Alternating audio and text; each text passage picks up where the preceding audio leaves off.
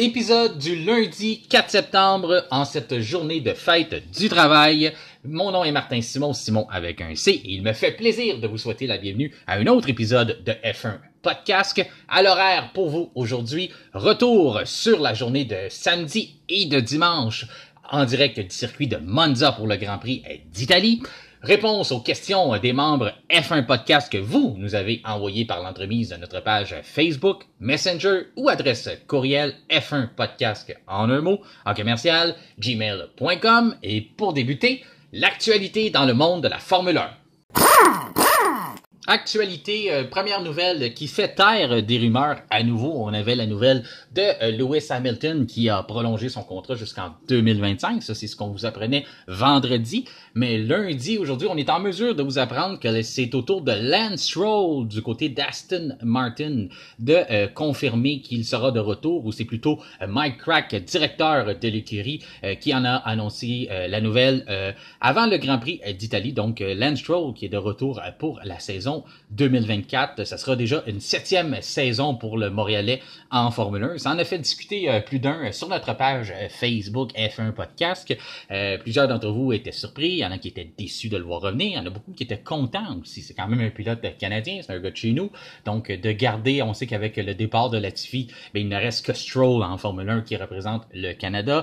Il y en a certains qui vont faire la blague de dire qu'on pourrait s'en passer de Stroll qui nous représente de la sorte. Mais il fait un bon travail dans les circonstances. Oui, il est victime du succès d'Alonso. Il est aussi victime du succès que l'écurie Aston Martin progresse. Lui n'a pas nécessairement le talent pour suivre et devenir un pilote dans une écurie de pointe. On se le cachera pas. Les statistiques pour l'instant nous démontrent qu'il n'est pas nécessairement un pilote qui peut faire partie du top 10 course après course. Donc, pour lui, c'est ça. Il est un peu victime des circonstances. C'est à lui de hausser son niveau d'un cran s'il est capable de progresser, d'apprendre le plus possible de Fernando Alonso. On sait que Fernando a ses limites aussi. Là. Il peut pas transformer Stroll en un champion du monde. Ce serait vraiment trop demandé. Il faut être réaliste aussi. Mais Stroll, c'est ça. C'est de fournir des performances plus constantes. Il a commencé avec, bien sûr, les fractures du poignet. On s'en rappelle. C'était pas le début idéal pour sa saison. Il a manqué les essais en hiver à Bahreïn. Après ça, il a sauté dans la voiture. Il est encore avec ces blessures-là. Il y a eu une infection au cours du week-end. Donc, il s'est passé quelque chose aux alentours de Stroll aussi. Là. Ça n'a pas été une saison en ligne parfaite non plus. Là, fait que faut mettre ça en perspective. Mais c'est ça. Lance sera de retour la saison prochaine pour une saison chez Aston Martin. C'est confirmé. Parlant de qui est confirmé pour la saison 2024, eh bien, qui ne l'est pas confirmé plutôt pour la saison 2024, eh bien, il y a Yuki Tsunoda qui est toujours en attente. Lui, il joue son poste du côté d'AlphaTauri. On sait qu'il y a des changements dans l'écurie-sœur de Red Bull. On va changer de nom. La possibilité que ça s'appelle, même on a eu ça coulé, que ça s'appellerait Bull Racing, ou plutôt Hugo Boss Bull Racing. On irait chercher un commanditaire, le commanditaire Hugo Boss. Donc, on n'a toujours pas confirmé si Tsunoda serait de retour. On sait que c'est un talent, on peut dire, il y a une expression en anglais qui dit a diamond in the rough pour Yuki Tsunoda, mais on peut dire, pour la traduction française, on peut dire un diamant brut. Donc, il reste à polir son talent. Il a un style assez particulier, là, un style un peu comme un cascadeur. Là, il monte très fort sur les vibreurs. Il joue, disons que c'est quand on regarde Yuki Tsunoda piloter une Formule 1, ça a l'air plus dangereux que quand on regarde d'autres pilotes. Mais il y a quand même, reste que c'est un gars qui réussit à aller chercher une certaine rapidité. Il travaille sur son caractère, sur sa maturité. On a engagé un psychologue dans les dernières années pour Tsunoda. Donc, ça va être intéressant de voir si on décide de le garder du côté d'AlphaTauri. AlphaTauri qui est la seule écurie à avoir deux sièges disponibles pour la saison 2024 pour l'instant. Donc, on n'a pas confirmé. Il est dans ma liste ici, là. Ricardo n'est pas confirmé. Et Liam Lawson n'est pas confirmé aussi. Lui qui fait des débuts quand même assez fulgurants en Formule 1. Il montre une belle maturité, une belle constance aussi. Donc, ça va être intéressant de voir là, si c'est pas AlphaTauri ou Hugo Boss Bull Racing, entre parenthèses. Là, pour l'instant, il n'y a rien de confirmé pour ce nom-là. Mais si c'est pas eux qui le confirment dans un poste, ça pourrait bien être une autre écurie. Car Logan Sargent chez Williams, lui, on n'a toujours pas dit qu'il serait de retour ou non. Donc, ça reste à voir si si Williams décide de le garder. Et il y a aussi Guan Yu Zhou chez Alfa Romeo. Lui non plus, toujours pas de confirmation. On s'en va vers 2026 où Audi fera son arrivée en Formule 1. Donc, j'imagine qu'on va vouloir garder ce banc-là disponible. On ne voudra pas s'entendre à long terme avec un pilote. Donc, ça sera de voir est-ce qu'on va donner un autre contrat d'1 an seulement pour la saison 2024 ou on va y aller plutôt pour 2 ans, faire comme bien les écuries, donc sécuriser nos pilotes jusqu'à 2025. Je t'attends qu'on rechange les règlements en 2026, voir un peu où est-ce qu'on s'en va. Donc, c'est ce qu'il y a à surveiller au cours des prochaines semaines, qui reste soit à confirmer ou à signer, où on pourrait voir peut-être des promotions de certains pilotes, gradués de la Formule 2, gradués de l'Indy, gradués d'une autre catégorie ailleurs en Europe. Donc, ça va être à surveiller. C'est les pilotes qui sont, on peut dire, en danger de perdre leur poste au cours des prochaines semaines. On parlait de Aston Martin puis de la comparaison entre Lance Stroll et Fernando Alonso. Eh bien, Fernando Alonso, tout un accomplissement au cours du week-end. Il a réalisé 20 000 tours. Et oui, 20 000 tours en Formule 1. C'est assez incroyable quand on pense que Raikkonen s'était retiré aux alentours 18 600 quelques tours. Et puis Hamilton est présentement à 18 500 tours. Et bien, Alonso a terminé le week-end. Ça aussi, c'est assez incroyable. Le compteur est arrêté à 20 000 tours. Donc, ça a tombé pile comme ça, parfaitement. Donc, je tenais à saluer ça puis à vous en faire part. C'est un bel accomplissement, encore une fois, pour Fernando Alonso. Et ça montre aussi l'expérience que ce gars-là a. Là.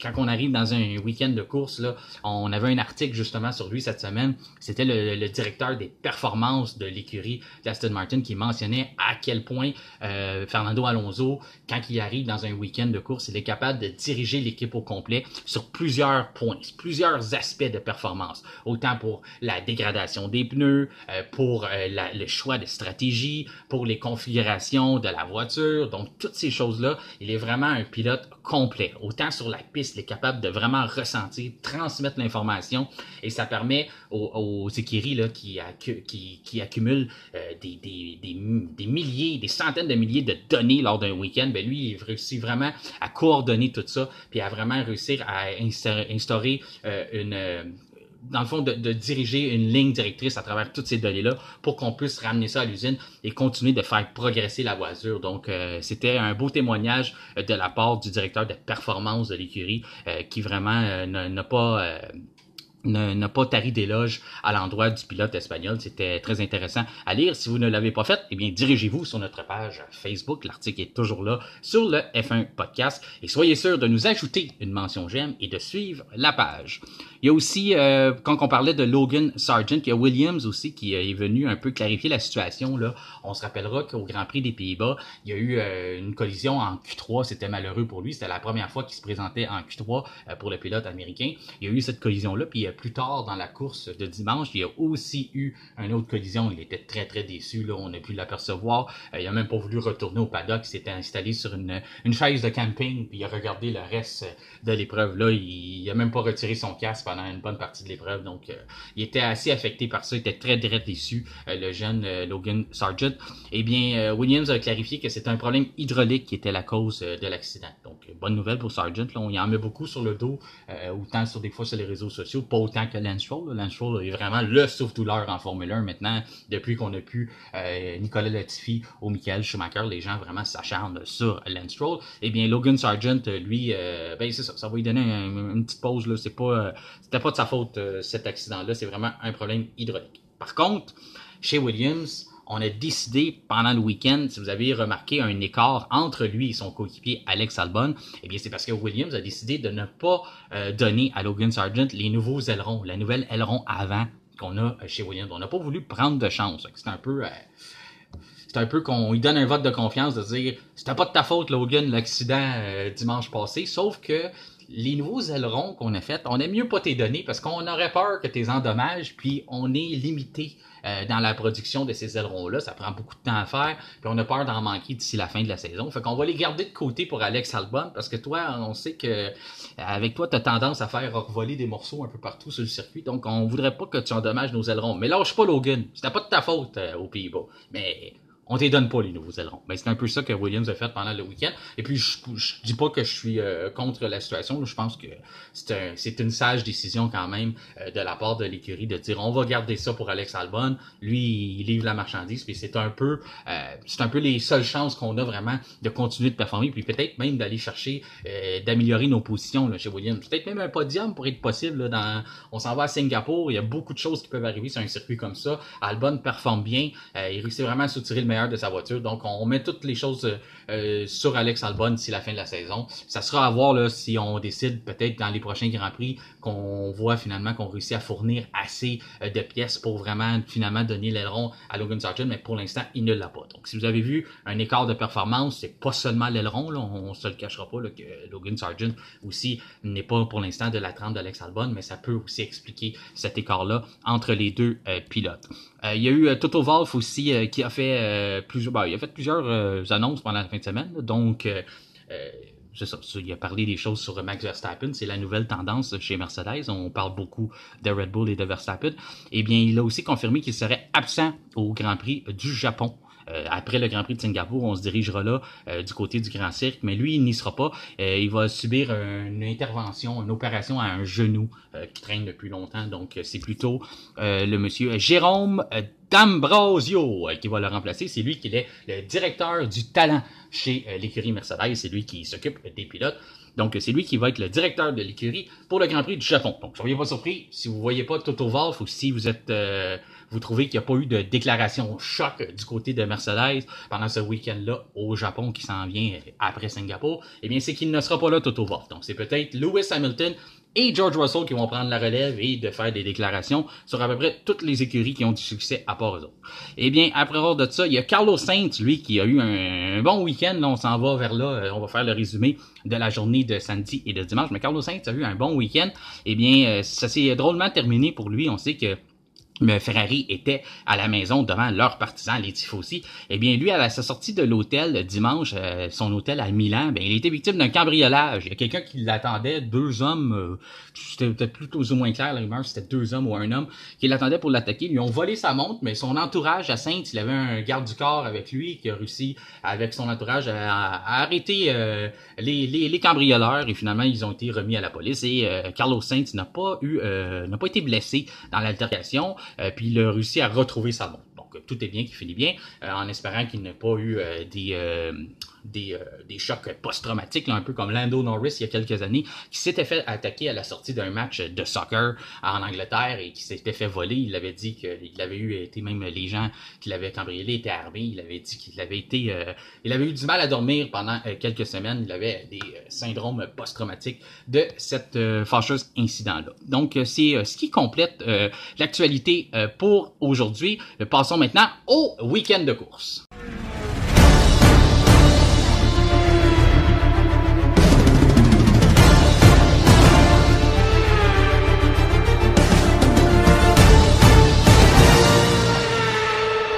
Tout d'abord, journée de samedi, séance de qualification avec le nouveau format que la Formule 1 tente d'implanter. Bon, quand que je dis tente, on a eu quelques difficultés parce qu'on voulait débuter ça à Imola. Le Grand Prix a été annulé. Ensuite, on a eu la Hongrie. Finalement, la température s'est mise de la partie. Ça n'a pas été vraiment possible de tester le nouveau format vraiment pour avoir un assez grand échantillon pour pouvoir en tirer des conclusions. Donc, Monza était vraiment l'endroit idéal pour maintenant mettre ça de l'avant. On n'avait pas de température, pas de pluie nécessairement pour le week-end, donc on roulait seulement dans le sec. C'était le temps de voir, est-ce que le nouveau format fonctionne? Premièrement, est-ce que vous avez aimé ça? Envoyez-nous vos commentaires. J'en ai pas vu vraiment passer, là. Je sais que c'est seulement un Grand Prix, donc c'est assez dur vraiment d'en tirer une conclusion. Mais si vous avez aimé ça, si vous n'avez pas aimé ça pour l'instant, qu'est-ce que vous en avez pensé? Gênez-vous pas de nous envoyer vos commentaires par l'entremise de notre page Facebook ou notre adresse courriel que j'ai nommée un peu plus tôt dans l'émission. Donc, moi, pour ma part, pour l'instant, comme je dis, c'est tout nouveau. Là, on n'a pas eu vraiment. C'est un peu tôt pour vraiment tirer des conclusions. Moi, après ma barre, j'aime pas ça. Moi, je vous l'ai dit vendredi, je veux voir les voitures aller le plus vite possible. Les voitures qui vont le plus vite possible, c'est en gomme tendre. Il y a aussi le fait que ça gâche un peu, ça vient un peu bousculer le week-end. Les voitures ont un peu moins de temps de performer leur réglage. Il y a tellement de tests à faire. Les voitures, les écuries qui sont moins bonnes, qui sont moins certaines de se rendre en gomme tendre, et on va favoriser de tenter de survivre en gomme dure. Donc les tests le vendredi, on va vraiment privilégier ces deux types de gommes-là, donc les médiums et les durs. Donc on fait pas vraiment de tests en gomme tendre. Donc il y a toute c'est une accommodation là qu'il faut faire. Il faut commencer à s'habituer à ça, s'acclimater un peu, point de vue pour les écuries, autant pour les partisans. Mais après ma barre, j'ai pas trouvé que ça nous a donné nécessairement un meilleur spectacle. Ça l'a aussi un peu défavorisé les écuries de bas de peloton qui ne sont pas nécessairement qui n'ont pas nécessairement la voiture qui est capable de monter la température dans les gommes assez rapidement pour être performante. Fait qu'à ce moment-là, ben ça vient un peu les retirer de l'équation là, par là on peut parler de les écuries comme As, AlphaTauri, c'est un peu eux autres qui ont eu des problèmes avec ça. On aurait pu aussi avoir une écurie Alpine, on sait que c'est des problèmes de moteur, c'est pas nécessairement les problèmes pour monter la gomme en température, là. On les a vus lors du week-end, ils ont eu de la difficulté à se faire justice. Mais côté spectacle, j'ai pas trouvé que ça l'a rehaussé, mais on sait que après ma barre, l'idée de ce concept-là, c'est vraiment de réduire l'empreinte écologique en réduisant le nombre de trains de pneus qu'on doit transporter lors d'un week-end de course. Ben, celui qui a signé la pole position dans un week-end en Italie, à Monza, devant les tifosi qui étaient vraiment, qui ont animé le spectacle du début à la fin, eh bien, c'est Carlos Sainz qui a réussi à voler la pole position à Max Verstappen dans son dernier tour. Au dernier instant, il a réussi à ça, et on a eu, c'était très serré, là, entre les trois premières voitures, là, on n'avait pas une grosse démarcation entre Sainz qui était le premier, Verstappen deuxième, Leclerc troisième, c'est Russell qui est venu se faufiler en quatrième position, Sergio Perez cinquième, lui qui avait été victime d'une sortie de piste, ça avait un peu affecté sa confiance à la fin des séances de pratique, donc la deuxième pratique du vendredi. Sergio Perez un peu déçu, il y avait un nouveau moteur à l'intérieur de sa voiture comme les deux Ferrari, et normalement on sait par le passé quand un pilote a un nouveau moteur à bord de sa monoplace, ça va lui donner plus de performance. Un moteur qui est neuf va donner plus de performance dans les débuts. On a déjà vu Max Verstappen mettre un moteur neuf à Spa-Francorchamps et être capable de remonter de la 14e position avec beaucoup de puissance. Donc, on se rappellera aussi au Brésil avec Lewis Hamilton il y a quelques saisons dans la course sprint qui avait réussi à remonter avec son moteur flambant neuf. Donc, normalement, on a cette donnée-là de dire quand on a un moteur on enlève un moteur usagé puis on en met un qui sort de la boîte, là, qu'on déballe un nouveau moteur, mais normalement, on va voir les pilotes aller chercher plus de performance. C'est pas anormal de les voir même signer une pole position. C'est ce qu'on a vu pour Ferrari. Ferrari, on avait gardé des nouveaux moteurs pour Monza. C'est un Grand Prix important pour l'équipe italienne, donc on s'était concentré là-dessus. On a aussi, selon moi, augmenté la puissance de ce moteur-là. On a pris un petit risque. On descend la puissance des moteurs pour être sûr d'être capable de survivre un Grand Prix. On a des problèmes de fiabilité. Donc, à Monza, on s'est pas gêné. On a dit, on y va flambant neuf, puis on met un peu plus de puissance, et ça a porté fruit. On a vu les deux Ferrari être capables de se glisser dans le top 3. C'est comme je vous disais, Perez, lui, a dû se contenter d'une quatrième, c'est même fait devancer par Russell. Albon, qui continue, travaille, c'est cinquième, pardon, Perez, je pense que je viens de dire quatrième. Sixième, Albon chez Williams, ça c'est encore une très très belle performance, autant de la part d'Alex Albon que de la part de l'écurie Williams, qui semble vraiment s'en aller dans la bonne voie. On avait beaucoup de rapidité tout au long du week-end encore, donc c'est intéressant à voir le Williams. On s'en va vers la bonne voie, donc à surveiller dans les prochaines semaines si on continue cette progression-là. On avait aussi, comme on avait mentionné un peu aussi, qu'on avait un nouvel aileron avant, on avait des améliorations, donc on continue de mettre à jour cette monoplace-là pour la saison 2023.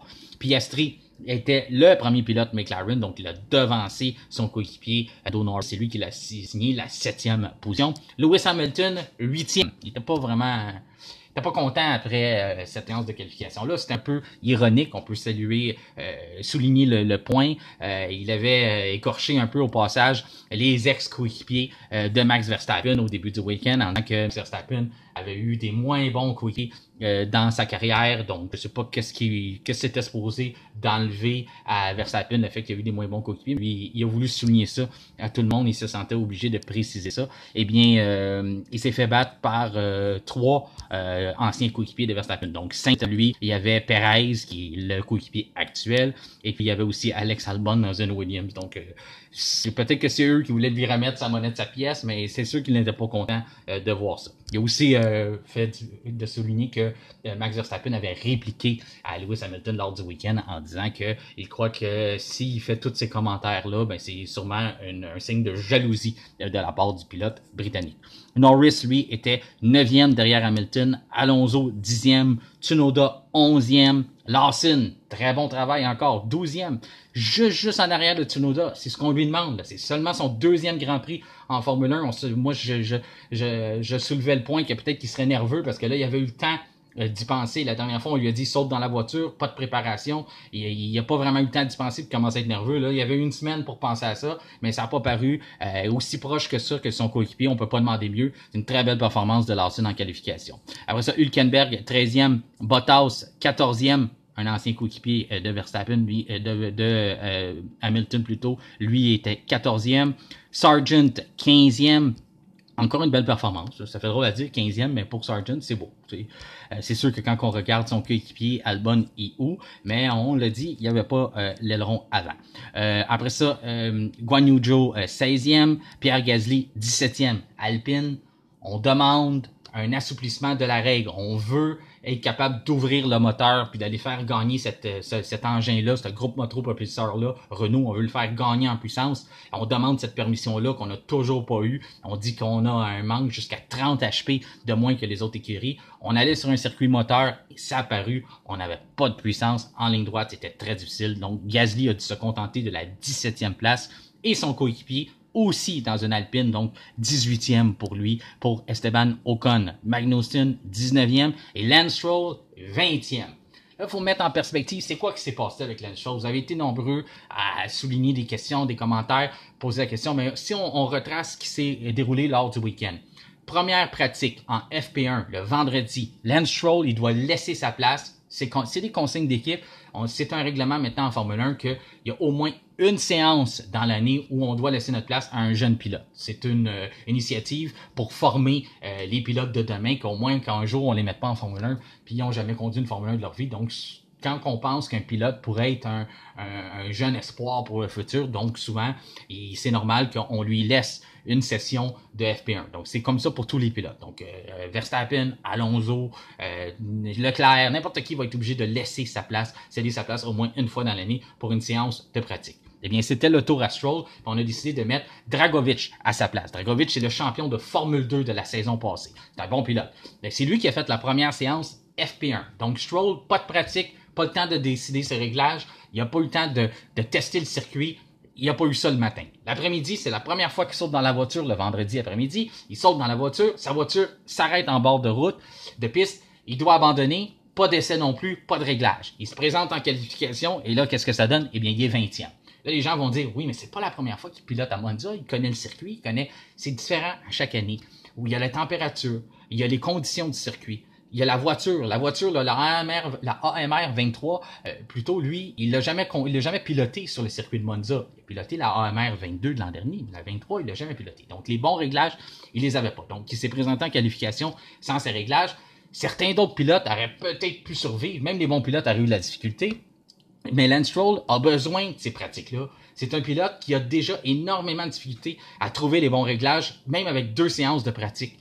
Quand il se présente en qualification, des fois, s'il y a de la misère à compétitionner, parce que ça lui prend énormément de temps à s'acclimater à un circuit et à la voiture pour un week-end donné. Même chose dans le cas de Sergio Perez. Si on retire les 2 séances de pratique à Sergio Perez, qui est un très bon pilote aussi, si on lui retire ces 2 séances de pratique, il va éprouver énormément de difficultés en qualification. Donc, c'est la même chose pour Lance Stroll. Lance Stroll, il s'est qualifié 20e. C'était prévisible. Ça m'aurait beaucoup surpris qu'il réussisse à survivre puis peut-être se placer 10e, 11e, 12e, 13e. Ça aurait été vraiment un accomplissement vu la situation, qui n'avait pas piloté du tout dans la journée de vendredi, n'avait pas pu décider les réglages. Donc, il s'est sûrement fié aux réglages de son coéquipier Fernando Alonso, mais c'est pas sa voiture, c'est pas ce que lui voulait. Donc, à ce moment-là, c'est beaucoup plus dur de se faire justice. En gros, c'est ce qui résume les séances de la séance de qualification du samedi. Maintenant, passons au Grand Prix de dimanche.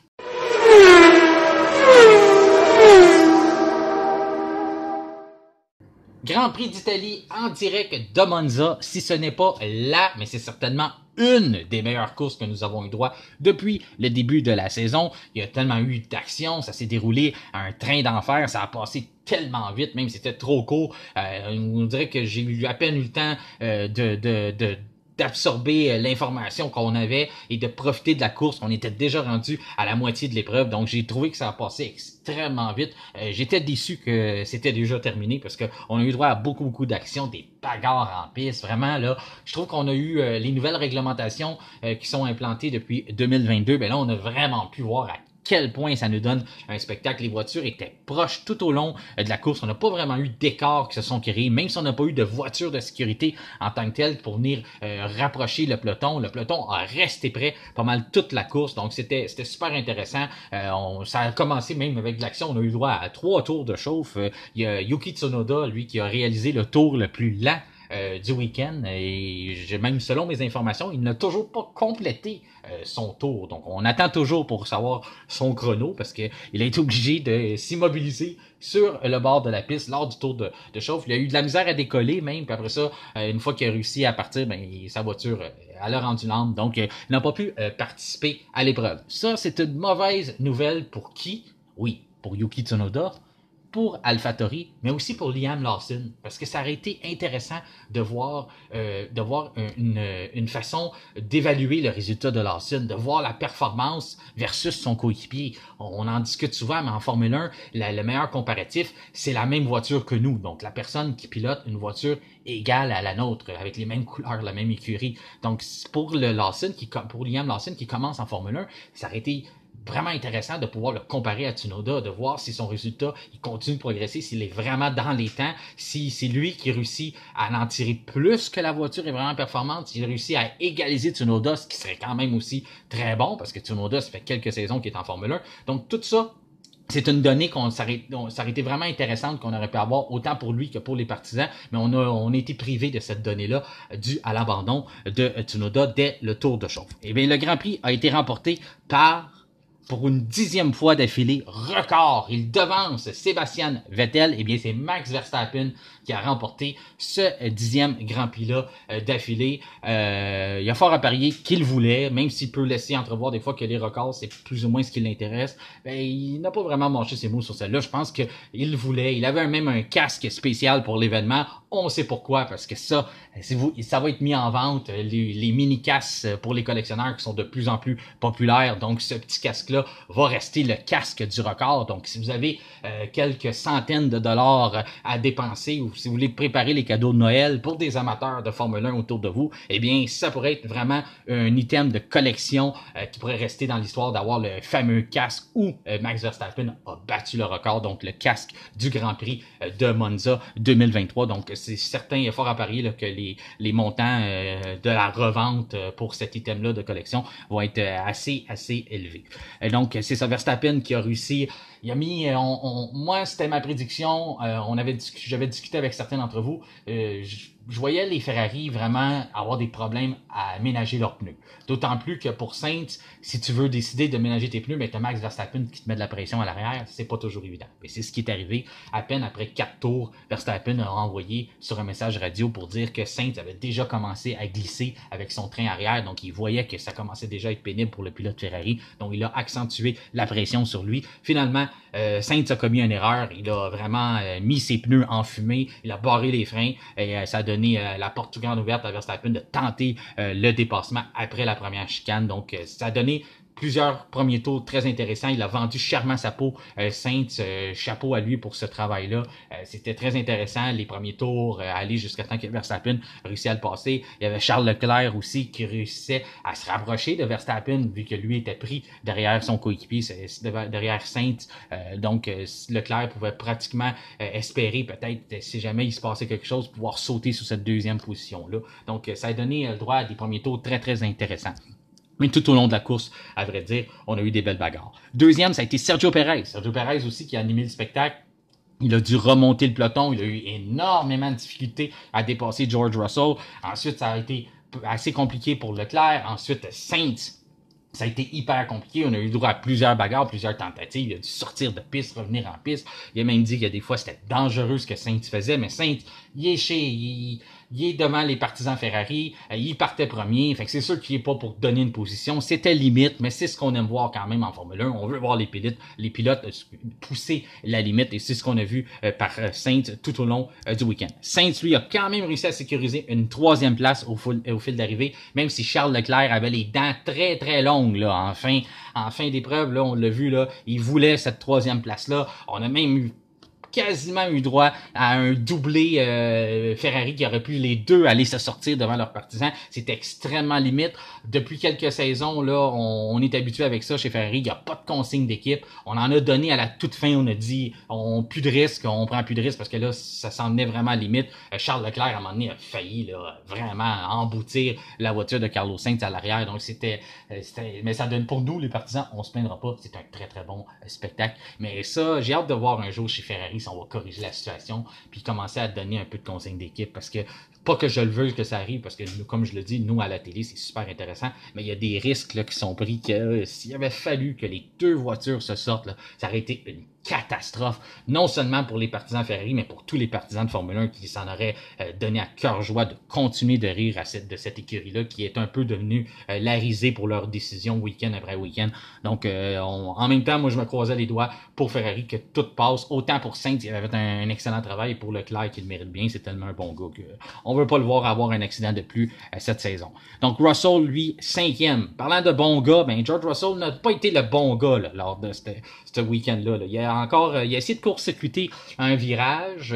Ça, il l'avait fait en Autriche, puis il n'avait pas été pénalisé. Donc, peut-être qu'il s'est dit, je vais le réessayer, je vais passer par là. Donc, aussitôt qu'il sent que ça chauffe un peu dans un virage, puis qu'il y a un certain risque, il va souvent prendre la porte de sortie, court-circuiter le virage, gagner un avantage. Puis là, il a senti qu'il n'était pas obligé, que c'était pas obligé nécessairement de remettre la position à Esteban Ocon quand il a fait ça. On sait que le règlement dit, si vous sortez de la piste pour éviter un contact, c'est correct. On aime mieux ça que de voir un accident, sauf que vous devez redonner l'avantage que vous avez gagné. Donc, si vous avez gagné une position en faisant ça, vous ne pouvez pas gagner une position à l'extérieur de la piste. Vous devez la redonner dans les plus brefs délais pour ne pas pénaliser la voiture que vous avez dépassée. Eh bien, il ne l'a pas fait. Il ne s'est pas senti obligé de le faire. Chez Mercedes non plus, on n'a pas transmis le message de dire George, c'est peut-être pas une bonne idée que tu y redonnes. Comme je dis, ce qui l'a induit en erreur, c'est peut-être le fait qu'en Autriche, il a été capable de dépasser 2 voitures en faisant ça. On ne lui a jamais demandé de la remettre. On n'a même pas investigué la situation. On a laissé aller. Puis, il a gagné 2 positions comme ça en Autriche. Donc, à ce moment-là, il ne s'est pas senti obligé de la redonner. Et puis, on a entendu ce qui devait arriver, 5 secondes de pénalité à George Russell. Mais le mal était fait. Il a quand même réussi à sécuriser cette 5e place-là. Il n'a jamais été vraiment en danger par la suite. Donc, ça a plus ou moins donné quelque chose, cette pénalité-là. Mais c'est ça. Mais je l'excuse pas, mais c'est quand même pas mauvais ce qu'il a fait George Russell, parce qu'on peut comprendre que tant qu'à avoir un contact, tu peux prendre cette sortie-là. C'est sûr qu'on aime mieux voir ça que les 2 voitures qui se sortent. Son écurie va aimer ça aussi, sauf qu'il aurait dû redonner la position. Ce côté-là de gagner un avantage, ça c'est moins bon. Mais d'éviter le contact, là, il est un peu vite parfois là, aller tout de suite prendre la porte de sortie. C'est sûr comme je dis, quand il a là les prochaines fois, peut-être qu'il va l'être un peu moins parce qu'il va savoir qu'il faut qu'il redonne la position puis ça peut lui coûter un 5 secondes de pénalité. Mais tant qu'à avoir un contact, je suis sûr que son écurie est contente de ça. Il protège la voiture puis il protège aussi ses points pour pas avoir un autre DNF. L'autre mauvais garçon du week-end, non seulement par ses commentaires, malheureusement, c'était un beau week-end pour Hamilton, hein? Il signait un contrat, il demeurait en Formule 1, il y en a qui étaient contents, il y en a qui ne l'étaient pas, puis là, il s'en va de commentaires, lancer des couteaux un peu à tout le monde sur la grille, puis après ça, ben, il finit son week-end avec une bagarre contre le jeune Oscar Piastri qui était... Tout le monde aime, là, présentement, en favori, en Formule 1, là, il a l'air d'un bon gars, c'est un talent indéniable. Eh bien, Hamilton est allé, lui, gâcher sa course en le serrant contre le gazon. Piastri n'avait plus de place pour se tasser. Il y a eu contact et ça l'a gâché la course à Piastri parce que Piastri a eu un aileron endommagé, il a dû rentrer au puits et puis c'était trop tard pour lui pour le Grand Prix. Puis Hamilton, lui, ben, il a pu continuer sur son petit chemin, en plus aller dépasser l'autre McLaren, celle de Norris, aller dépasser dépasser Albon qui avait fait un bon travail jusqu'à ce temps-ci et pour finir en 6e place. Il a quand même eu un 5 secondes de pénalité, mais le mal, un peu comme George Russell, le mal était déjà fait. Le 5 secondes, ça n'a pas changé grand-chose. Après ça, pour Albon, 7e. Très bon travail d'Alex Albon. Hein. Encore une fois, sécure une bonne qualification, sécure une belle position en course. Il y a eu des bonnes bagarres, dont avec Lando Norris. Donc, 7e, très beau Grand Prix pour Williams et Alex Albon.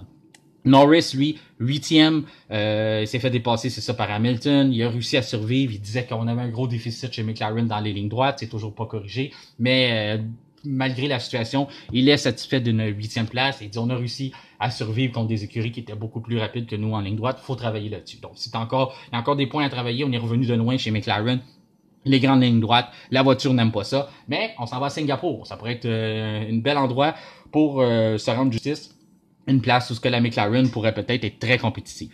Ensuite, 9e pour Alonso. Lui aussi, le même problème. On a des difficultés de traîner chez Aston Martin. On dit depuis le début de la saison. On s'attendait que ça serait pénible à Monza. Alonso est satisfait de la 9e position. Pour lui, c'est le meilleur résultat possible. Donc, 9e. Bottas, un bon week-end quand même. Il n'avait pas eu une super bonne qualification. Il a réussi à bénéficier d'un peu ce qui s'est passé avec Piastri, parce que c'est certainement Piastri qui aurait fini dans le top 10 s'il s'était pas fait gâcher sa course par Hamilton. Donc Bottas 10e et le champion de la journée, Liam Lawson 11e.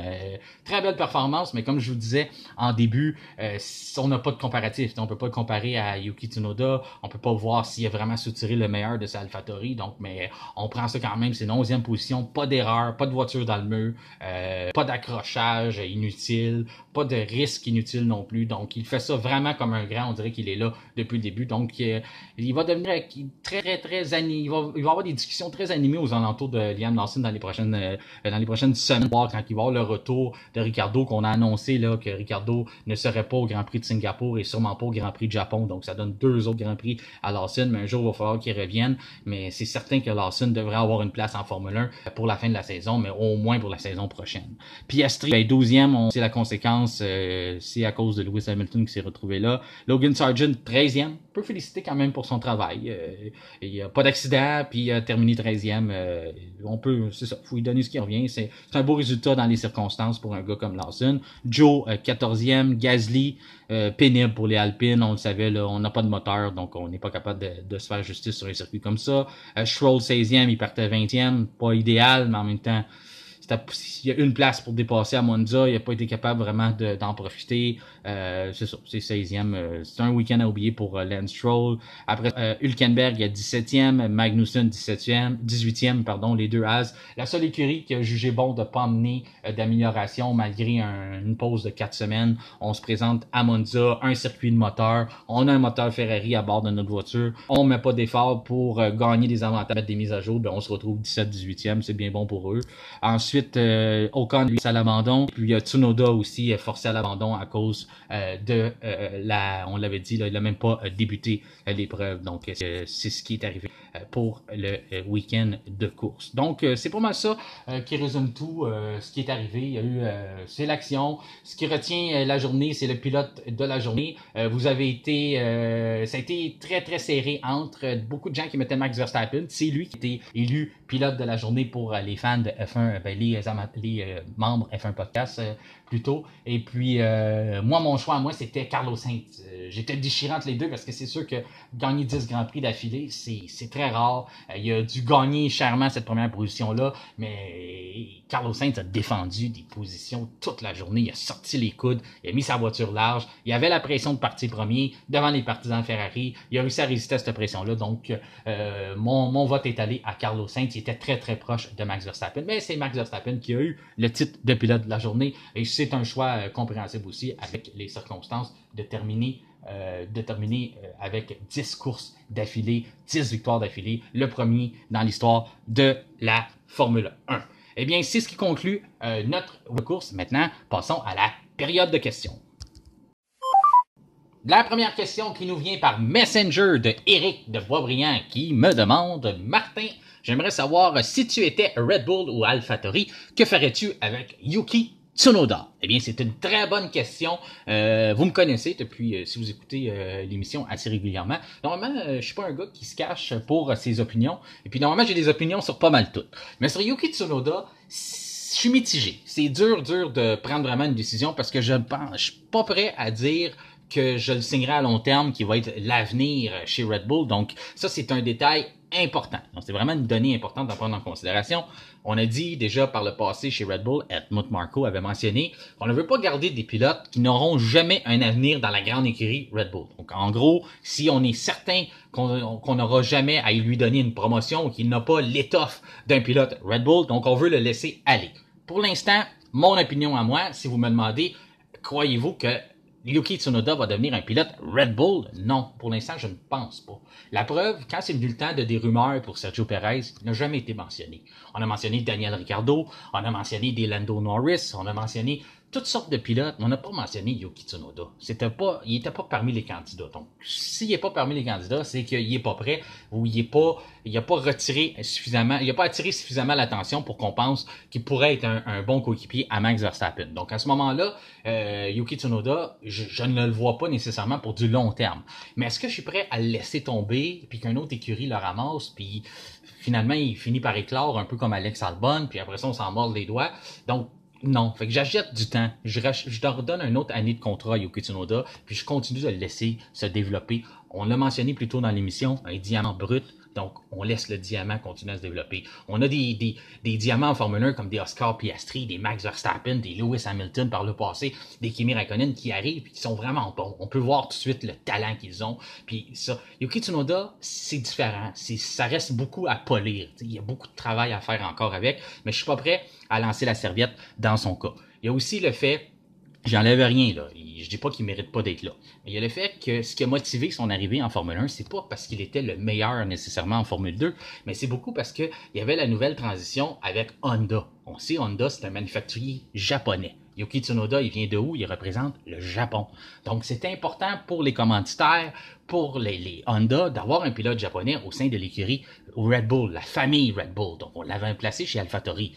En 2026, la Honda, le partenariat entre Honda et Red Bull va vraiment prendre fin pour vrai, là. Fait que là, à ce moment-là, ça va être chez Aston Martin. Je dis pas que Tsunoda s'en va chez Aston Martin, loin de là, je suis pas en train de dire ça. Sauf que plus qu'on avance vers cette transition-là, moins qu'il y a vraiment une raison de garder Tsunoda pour les questions commanditaires. Donc, c'est là, faut vraiment le garder en pensant qu'il pourrait devenir un pilote Red Bull dans le futur. Donc, c'est une donnée qui n'est pas à négliger, là. C'est quelque chose qui pèse dans la balance présentement de savoir pour l'avenir de Yuki Tsunoda. Mais mon opinion à moi, présentement, aujourd'hui, 4 septembre 2023, je le signe 1 an seulement et je continue à observer son développement de façon étroite dans la prochaine saison. La deuxième question nous vient de Ibaka du Cameroun qui nous écrit « Bonjour Martin, je vous écoute à tous les semaines de chez moi au Cameroun et j'aimerais savoir, lors de l'épisode de vendredi, vous avez mentionné que Lewis Hamilton gagnera 200 millions de dollars pour son contrat jusqu'à la fin 2025. Par contre, sur d'autres sites que le vôtre, j'ai lu qu'il pouvait gagner jusqu'à 200 millions plus tôt pour les 2 prochaines saisons. Eh bien, c'est une très bonne question, Monsieur Ibaka. Eh bien, il faut vérifier. Il y a plusieurs, comme je le mentionnais vendredi, c'est très difficile de trouver des salaires en Formule 1. C'est assez caché, pourtant, on sait qu'ils sont bien rémunérés, mais parfois, c'est ça. Il faut lire entre les lignes. Il y a différentes versions. Il y a aussi différentes devises. Certains vont écrire en livres sterling, car il est britannique, Lewis Hamilton. Il y en a d'autres qui vont écrire en argent américain, car c'est l'argent souvent quand on veut faire un article, souvent on va changer ça en la devise américaine pour les sites américains. Il y en a d'autres qui vont écrire en canadien, même si c'est très rare. Il y en a qui vont aller avec l'euro. Donc, il faut naviguer à travers tout ça. C'est sûr que vous allez me dire, entre 100 millions et 200 $, c'est pas une différence de devise américaine ou d'une devise européenne. C'est beaucoup plus gros que ça. Eh bien, l'autre chose, c'est qu'il y en a aussi qui vont lire le contrat et qui vont y aller, ils vont maximiser les bonus. Les contrats en Formule 1, comme dans tous les domaines sportifs, il y a des bonus de signature, il y a des bonus de performance. Et là, ce qu'on a fait chez certains sites que je lisais, c'est qu'on a maximisé les bonus performance à Lewis Hamilton. Donc, on a pris pour acquis que Lewis Hamilton allait remporter, je vous donne un exemple, 10 Grands Prix, le championnat du monde, le championnat des constructeurs, des tours le plus rapides, des pôles position. Donc, on a vraiment maximisé le contrat au maximum et on pouvait, dans certains cas, aller chercher jusqu'à 87 millions de dollars pour une saison. Donc, si on additionne ça 2 fois, on se rapproche beaucoup plus du 200 millions comme vous étiez en train de mentionner. Donc, c'est pour ça qu'il y a ce petit écart-là qui peut arriver dans certains sites ou certaines nouvelles quand on veut la lire. Mais oui, Lewis Hamilton pourrait aller toucher près de 200 millions de dollars jusqu'à la fin de 2025. Mais, tu sais, on s'entend que c'est un peu tiré par les cheveux, là. Faudrait vraiment qu'il connaisse 2 saisons exceptionnelles à la Max Verstappen, comme il vient juste de conclure. Comme je mentionnais vendredi, Max Verstappen a fait beaucoup d'argent la saison dernière parce qu'il a maximisé les bonnies qu'il avait sur son contrat. Et il y a fort à parier qu'il gagnera énormément d'argent à la fin de la saison 2023, donc la présente saison, avec tout ce qu'il est en train d'accomplir. Là, on parle de records, on parle de des pole positions, on parle de championnat des constructeurs, championnat des pilotes. Donc, tout ça, quand on accumule ça dans la balance, ça fait que le pilote gagne beaucoup plus d'argent que ce qui était inscrit préalablement dans un contrat. Donc, c'est ma meilleure façon d'expliquer la situation et l'écart des montants entre ce que je vous ai dit vendredi et ce que vous avez pu lire. C'est ce qui conclut notre épisode du lundi 4 septembre, journée de fête du travail. Merci d'avoir fait confiance à F1